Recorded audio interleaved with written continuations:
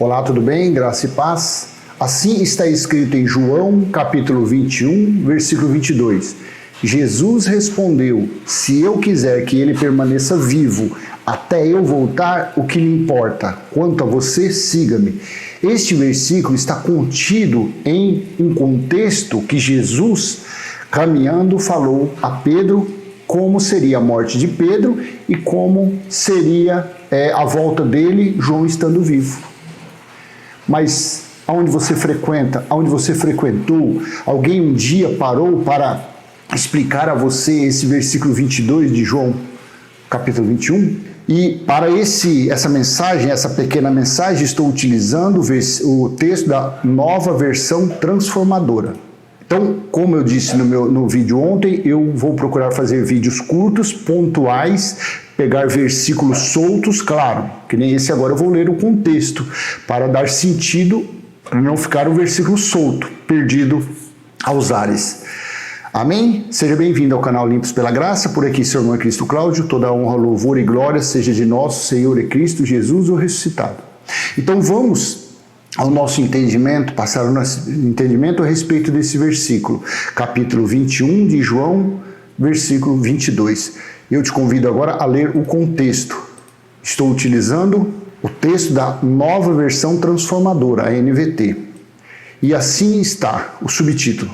Capítulo 21, epílogo. Jesus aparece a 7 discípulos. Então, aqui, nesse contexto, Jesus já havia morrido, já havia ressuscitado e Jesus estava nos finalmente dos 40 dias que ele andou com os discípulos. Já estava finalizando a sua passagem, sua permanência com os discípulos. E eles estavam caminhando, provavelmente numa areia, numa praia, quando houve esse diálogo. Então vamos ler. João, livro histórico, capítulo 21. Ah, não, mas eu gosto de chamar evangelho. Fica à vontade. Esse aqui é o evangelho, as boas novas para os judeus. Mateus, Marcos, Lucas e João não tem evangelho para o povo gentil. Ali, para o povo gentil, trata-se de livro histórico, da história de Jesus de Nazaré.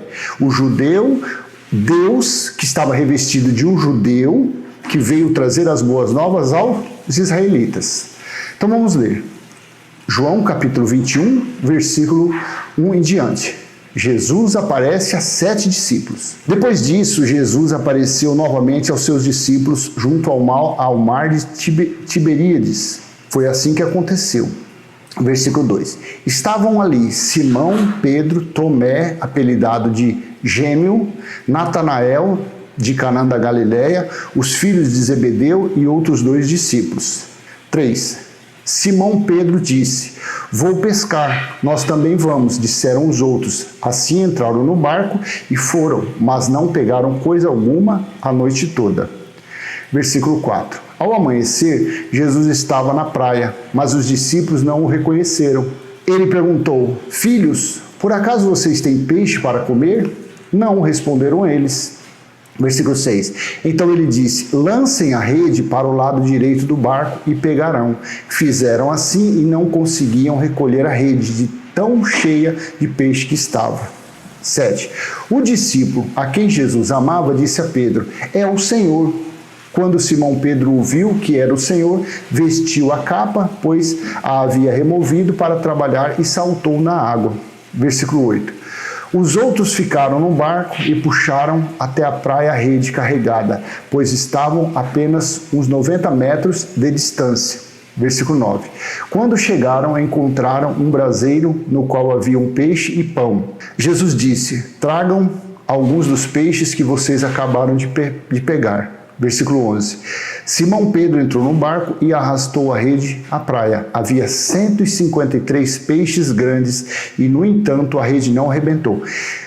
Esse versículo 11 é um prato cheio para os ladrões, para os que utilizam a Bíblia para roubar, para tomar dinheiro das pessoas. Eles fazem campanha, fazem propósito há séculos a respeito de 153 grandes peixes. Eles não se preocupam em entender o contexto, eles não se preocupam em entender esse capítulo. O interesse deles é tomar dinheiro, Então eles utilizam esse versículo 11 e fazem campanha. Você, se for possível, coloque no comentário: eu frequentava um lugar que realmente eles faziam isso. É o propósito dos 153 grandes peixes. Vocês pegam o envelope e coloque, vamos arrumar aqui 1 milhão de pessoas que coloquem R$153 dentro de um envelope, porque é um propósito que estamos fazendo com Deus e Ele vai nos honrar, assim como Ele honrou os discípulos que pescavam. Você entende a manobra que eles fazem? E nisso, as pessoas que frequentam esses lugares estão nos 153 peixes. Não lê o contexto, não entende o sentido desse capítulo. A coisa mais preciosa está no final, mas eles param nesse versículo 11 para tomar dinheiro. Versículo 12. Venham comer, disse Jesus. Nenhum dos discípulos tinha coragem de perguntar: quem é você? Pois sabiam muito bem que era o Senhor. Versículo 13. Então Jesus lhes serviu o pão e o peixe. 14. Foi a terceira vez que Jesus apareceu a seus discípulos. Terceira vez que Jesus apareceu. Foi a terceira vez que Jesus apareceu aos seus discípulos depois de ressuscitar dos mortos. Então fica provado que esse contexto, a essência do que nós estamos lendo, se tratava de um período que ele já havia ressuscitado, que ele já havia morrido, sendo crucificado e ressuscitado ao terceiro dia. 15. Depois da refeição, Jesus perguntou a Simão Pedro: Simão, filho de João, você me ama mais do que estes? Sim, Senhor, respondeu Pedro. O Senhor sabe que eu o amo. Então alimente meus cordeiros, disse Jesus. 16. Jesus repetiu a pergunta: Simão, filho de João, você me ama? Sim, Senhor, disse a Pedro. O Senhor sabe que eu o amo. Então cuide das minhas ovelhas, disse Jesus. 17. Pela terceira vez ele perguntou: Simão, filho de João, você me ama? Pedro ficou triste porque Jesus fez a pergunta pela terceira vez e disse: o Senhor sabe todas as coisas, sabe que eu o amo. Jesus disse: então alimente minhas ovelhas. 18. Eu lhe digo a verdade, quando você era jovem, Jesus estava falando a Pedro, eu lhe digo a verdade, quando você era jovem, podia agir como bem entendia, vestia-se e ia aonde queria, mas quando for velho, estenderá as mãos e outros o vestirão e o levarão aonde você não quer ir. 19. Jesus disse isso para informá-lo com que tipo de morte ele iria glorificar a Deus. Então Jesus lhe disse: siga-me. Veja, morrer, as pessoas acham que é uma tragédia, mas não. Uma pessoa, quando ela morre, na verdade, que ela é um filho eleito de Deus no Espírito, então ela glorifica o Pai, porque o Espírito volta para casa. A carne volta ao pó. Então morrer não é tragédia, é bênção, é voltar para casa. Mas as pessoas rejeitam essa bênção. Deus me livre, eu morrer agora? Eu quero nada, eu quero viver para sempre, eu quero viver 100 anos, 200 anos. Mal sabe ele que o bom da vida, do Espírito, é com o Pai, no reino celestial. Não neste mundo cheio de podridão, mentira, falsidade, engano e mentira e roubo. Jesus disse isso para informar com que tipo de morte ele iria glorificar a Deus. Então Jesus lhe disse: siga-me. 20. Pedro se virou e viu atrás deles o discípulo a quem Jesus amava, aquele que havia se reclinado perto de Jesus durante a ceia e perguntado: Senhor, quem o trairá? Então estava andando, vamos colocar Jesus, à sua direita Pedro, e atrás, um pouco atrás, vinha João. Estavam os três andando. Pedro viu, então depois que Jesus falou de que forma Pedro iria glorificar a Deus, Pedro olhou para trás e viu João e perguntou: Senhor, e quanto a ele? E quanto a João? E quanto ao apóstolo do amor? 21. Pedro perguntou a Jesus: Senhor, e quanto a ele? Versículo 22. Jesus respondeu: se eu quiser que ele permaneça vivo até eu voltar, o que lhe importa? Quanto a você, siga-me. Jesus já havia ressuscitado. Jesus estava finalizando os 40 dias de exortação dos ensinos que Jesus estava passando aos discípulos, e Jesus já estava para ser assunto ao céu, para subir ao céu em forma espiritual.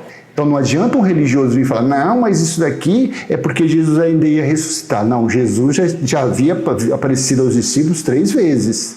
Jesus estava já para finalizar o tempo dele com os discípulos. Então ele respondeu a Pedro. Pedro perguntou: Senhor, e quanto a João? Como que vai ser a morte de João? Quando João vai morrer? Jesus respondeu: se eu quiser que ele permaneça vivo até eu voltar, o que lhe importa? Quanto a você, siga-me. Aí continua o versículo 23. Por isso espalhou-se entre a comunidade dos irmãos o rumor de que esse discípulo não morreria.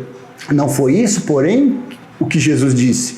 Ele apenas disse: se eu quiser que ele permaneça vivo até eu voltar, o que lhe importa? Então, para você que espera Jesus voltar, para o seu mestre que ensina que Jesus vai voltar, para o professor de teologia que te ensina que Jesus vai voltar, pergunte a eles onde está o apóstolo João, onde está o discípulo, porque Jesus falou que se ele quisesse, João ficaria vivo até a volta dele. E eu vou te mostrar que João ficou vivo até a volta dele. Os outros 11 morreram, mas João não morreu. João viu a volta dele. Então pergunta, porque se Jesus ainda vai voltar, como a religião tem te ensinado, é porque João está com quase 2000 anos de idade. A pergunta que se faz é: onde está o apóstolo João? Onde está morando? Em que caverna? Em que país? Em que cidade? Onde está o apóstolo João? Porque se Jesus falou: se eu quero que ele fique vivo, aí o religioso mais sarcástico, mais rigoroso fala: não, mas Jesus colocou uma suposição, não foi uma imposição. Jesus não falou que ele ficaria vivo. Jesus falou: se eu quiser. Mas para um bom entendedor, um pingo basta. Não há necessidade de uma exegese, de uma hermenêutica, de uma homilia especial de teólogo, de doutores, para entender o que Jesus falou aqui. Para aqueles que sabem que Jesus já voltou, entende isso claramente. Se eu quiser que ele fique vivo até que eu volte, Jesus foi bem claro. Ah não, mas esse texto seu ele é muito fácil, tem que ler um texto que o meu pastor usa, ele usa a Almeida Corrigida Fiel. Então tudo bem, vamos ler o versículo 22 da Almeida Corrigida Fiel. Vamos ler como está. Disse-lhe Jesus: se eu quero que ele fique até que eu venha, que te importa a ti? Segue-me tu. Na King James Fiel, vamos ler esse versículo na King James Fiel, 1611. Versículo 22. Disse-lhe Jesus: se eu quero que ele fique até que eu venha, o que é isso para ti? Segue-me tu. Aí você pega esses alunos de teologia, esses coitadinhos, esses cegos, esses incautos, e engole isso aqui, ó. Eles comem isso aqui, escrito por um teólogo. Vamos ler. Eu não perco tempo nisso, mas eu quero ler com você. João 21, 22. Jesus não prometeu que João permaneceria com vida até a sua volta. Em grego, parousia, tá vendo? Esse maldito que escreveu isso aqui, ele não acredita. Ele escreveu isso porque ele não acredita na parousia, a segunda vinda. Mas sim que se essa fosse a sua vontade, ou se ele prolongasse os anos de vida de João na terra, isso não deveria ser o conhecimento de João, muito menos de Pedro. Por sua vez, Jesus ensinou os discípulos e a igreja a se prepararem para a parousia, que pode ocorrer a qualquer momento. Você vê que lixo, que escória é isso daqui? Aí a pessoa que não tem o mínimo de revelação, ela abraça esse escrito azul. Olha, está escrito em azul, isso daqui é um doutor, um teólogo.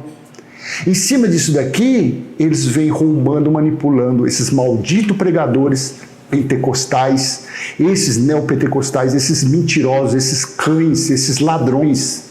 Eles desprezam o entendimento disso para viver disso daqui. Esse azul aqui, por isso que eu não perco tempo, isso aqui para mim é lixo, é escória. Aí eles falam: tá vendo, mas o doutor fulano de tal que escreveu isso aqui na Bíblia, King James Fiel, 1611, ele é estudado, ele é mestre, ele tem anéis, ele tem diploma, ele escreveu isso, que não significava que é parousia. Mas eu vou te mostrar depois simplesmente o fato de nós entendermos que a parousia já ocorreu. Então não vou nem perder tempo, já vou logo direto para Apocalipse capítulo 1, vou colocar na NVT, veja se é difícil entender, veja se é difícil. Então Jesus falou para Pedro: Pedro, se eu quiser que João fique vivo até que eu volte, o que te importa a ti? Quanto a ti, segue-me, certo? Então Jesus falou: se eu quiser. Aí o religioso, o pregador doente, O mentiroso fala o quê? Ele não foi alguma coisa imperativa, foi uma suposição, tá? Aí João escreveu assim em Apocalipse, capítulo 1, versículo 9 ao 11. Eu, João, irmão e companheiro de vocês no sofrimento, no reino e na perseverança para a qual Jesus nos chama, estava exilado na ilha de Pátimos por pregar a palavra de Deus e testemunhar a respeito de Jesus. Todos os discípulos haviam morrido. Natanael, Tiago, Pedro, Paulo e os demais que eu não sei o nome, todos haviam morrido. Todos haviam morrido. João foi o único que foi mantido vivo. Nero, se você procurar saber a história, Nero pegou João e jogou João dentro de um recipiente cheio de óleo fervendo, um tacho de óleo fervendo. Jogou João dentro. Você conhece a história? Conheço, então. Você conhece a história. De João não caiu nem um fio de cabelo do braço, da cabeça, lugar nenhum, não caiu um fio de cabelo. Está concatenado com o que Jesus disse? Pedro, se eu quiser que ele fique vivo? Porque se fosse uma pessoa comum, uma pessoa que não tivesse a proteção divina de Deus, antes dela cair ali dentro daquele óleo, já desmaiava, já perdia o sentido, o olho já estourava, explodia tudo, as partes sensíveis do corpo já estourava, por causa da alta caloria. Mas foi jogado João ficou lá dentro, igual um pintinho na chuva ali, ó, todo molhadinho de óleo fervendo, e não caiu um fio de cabelo. Precisa desenhar para esses malditos mentirosos? Precisa desenhar? Precisa fazer, montar um fluxograma, um organograma para eles entenderem? Esses malditos mentirosos que dizem que Jesus vai voltar? Então não caiu um fio de cabelo daquele homem dentro daquele vaso, daquele recipiente de óleo fervendo. E ele falou que eu, João, irmão e companheiro de vocês no sofrimento, no reino e na perseverança. Nero pegou ele e jogou para lá. Prenda então esse pé rachado lá nessa ilha de Pátimos, deixa ele morrer lá, velho e gagá. Então Pátimos, para pregar a palavra de Deus e testemunhar, tá vendo aqui a testemunha fiel, a testemunha. João foi a testemunha porque Jesus falou. Pedro, se eu quiser que ele fique até. Aí continua assim, ó, versículo 10. Era o dia do Senhor, e me vi tomado pelo Espírito. De repente ouvi atrás de mim uma forte voz como de trombeta. O que foi, o que significou, o que significava a palavra o dia do Senhor? Vamos ver a que nível de conhecimento você está das profecias. O dia do Senhor, meu pastor me ensinou, meu pregador me ensinou, meu mestre me ensinou, meu professor de teologia me ensinou, que esse dia do Senhor aqui representava o primeiro dia da semana, domingo. É assim que eles querem que você acredite. É assim que esses cães querem que as pessoas acreditem. Que esse aqui era o dia do Senhor. Eu tenho uma porção de vídeos que falam a respeito do dia do Senhor. O dia do Senhor era o dia do juízo profetizado lá em Joel, em Amós, em Sofonias, em Lamentações, em Malaquias, Ezequiel, Jeremias, Isaías, Salmos, tudo falou a respeito do dia do Senhor. O dia do Senhor virá, o dia do Senhor está breve por acontecer. O dia do Senhor será de trevas e não de luz. O dia do Senhor, em Amós, capítulo 5, versículo 18 ao 20, o dia do Senhor será como a pessoa entrando dentro de casa e colocando a mão assim para acender a luz, uma serpente te picasse. O dia do Senhor será como a pessoa fugindo de um urso. Isso era o dia do Senhor. Então João foi mantido vivo para o dia do Senhor, para a volta de Jesus, porque o dia do Senhor é o dia do juízo, de julgamento. Era o dia que o Filho do Homem viria por sobre as nuvens de uma forma metafórica, não de uma forma corpórea, não uma forma visível. Então João foi mantido vivo naquela ilha, naquele local, para a volta de Jesus. Pedro, se eu quiser que João fique vivo, Pedro, até que eu volte, o que te importa a ti? Não foi assim que nós lemos? Não foi assim no versículo 22? Jesus respondeu, se eu quiser que ele permaneça vivo até eu voltar, o que lhe importa quanto a você? Siga-me. Era o dia do Senhor e me vi tomado. João estava no dia do Senhor. João estava quando chegou o juízo de Deus contra os israelitas dentro dos muros de Jerusalém. João estava na ilha de Patmos para escrever as 7 igrejas. Olha aqui, ó. Era o dia do Senhor e me vi tomado pelo Espírito. De repente ouvi atrás de mim uma forte voz como um toque de trombeta. Toque de trombeta foi o sinal de guerra, era o sinal de juízo. Paulo falou, quando soar a última trombeta, nós os que estivermos vivos seremos arrebatados com o Senhor. O toque da última trombeta, aqui foi uma voz como um toque de trombeta, ou seja, um chamamento para a guerra, um chamamento para a batalha. Isso foi assim que João ouviu por trás dele, Jesus falando com ele. Olha, João, chegou o dia do Senhor, escreva as 7 igrejas, avisando que o juízo chegou, que Deus vai derramar ira sobre o povo de Israel. Cadê os malditos pregadores que não ensinam isso? Não, pega os 153 peixes para fazer campanha, para roubar, para tomar dinheiro, para fazer propósito, fazer campanha, esses cães mentirosos.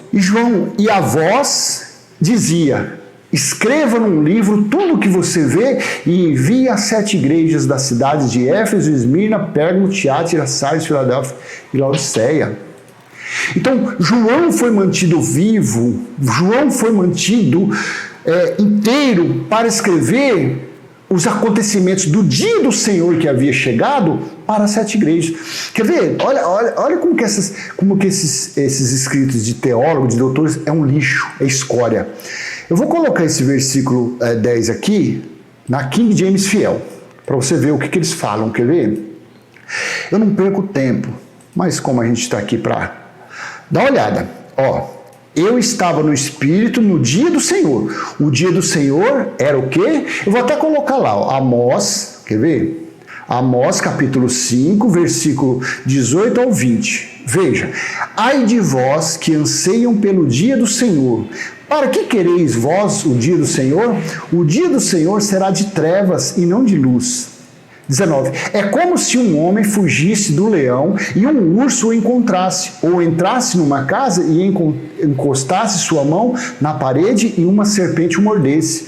Versículo 20. Não será o dia do Senhor trevas e não luz, escuridão sem que haja esplendor? Você entendeu? O dia do Senhor, o que era?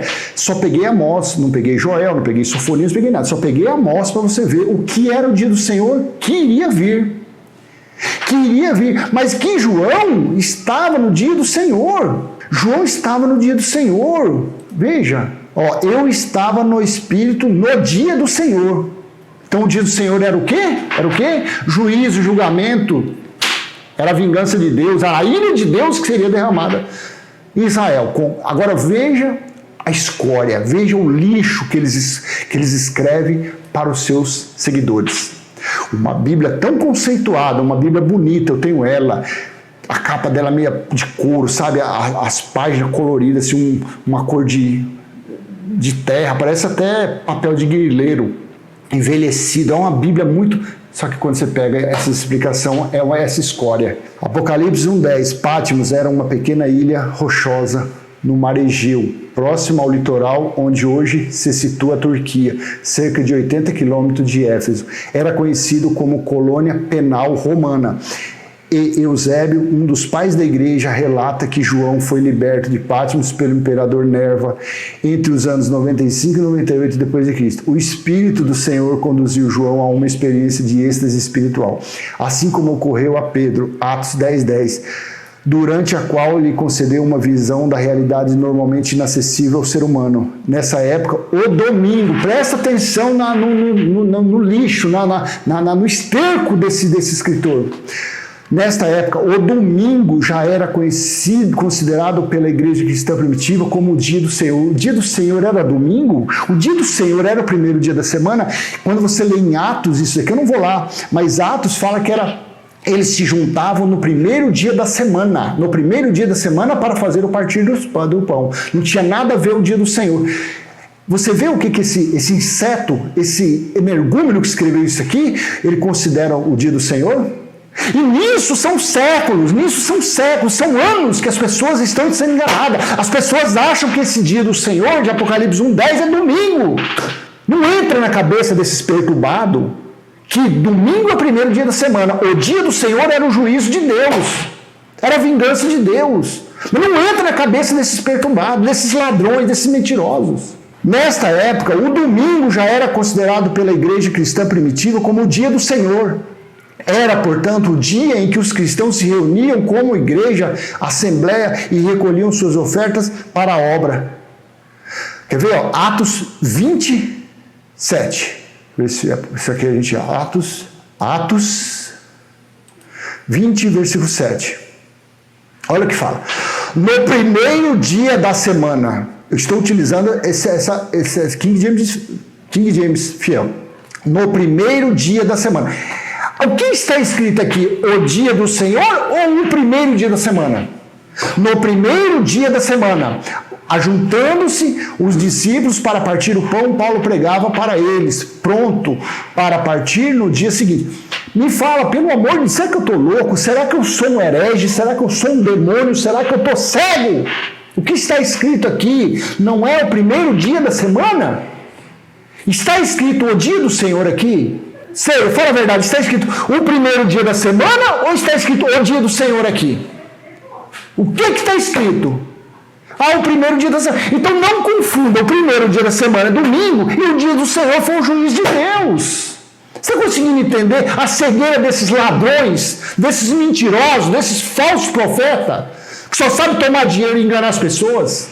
Aí você pega uma Bíblia dessa, uma Bíblia de R$200, uma Bíblia de 180, R$200, uma Bíblia bonita, a capa de couro, ela é bonita.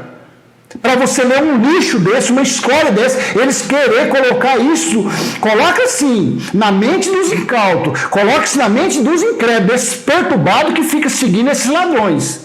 Que não se preocupa em aprender os escritos bíblicos. Então eles ficam comendo esse esterco.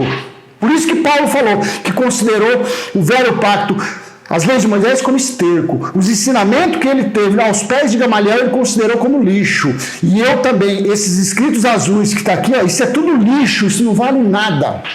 Porque esses homens não têm um mínimo de revelação.